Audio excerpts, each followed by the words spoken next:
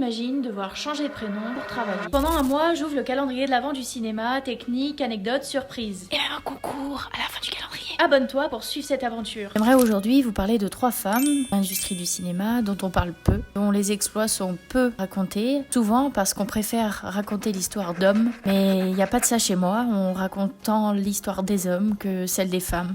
Dans les années 1980, Brian Murphy devient la première femme directrice de la photographie pour Fatso. Une étape historique pour toutes les femmes derrière la caméra. Et pour se faire engager, parfois, elle utilisait le pseudonyme de Brian pour contourner le sexisme dans l'industrie. Pendant la Seconde Guerre mondiale, Ottilia Reisman est l'une des seules femmes cadreuses au front. Dès 1927, elle entre à l'école VGIK, à une époque où presque aucune femme n'est admise. Son travail est reconnu et elle reçoit plusieurs fois le prix Stalin Prize pour ses films et ses documentaires après la guerre. Ensuite, Anna Behrimer, une des premières femmes nommées aux Oscars pour son mixage sonore. En 95, elle reçoit une première nomination pour Braveheart. Et depuis 67, elle a travaillé pour plus de 120 films. Ces femmes qui ont osé, qui ont créé et ouvert la voie. Très important de parler de ces femmes. Et écoutez-moi bien, jusqu'à la mort de ce conte, je parlerai de femmes derrière et devant la caméra. Donc parlons, soutenons les pionnières d'hier, d'aujourd'hui et de demain.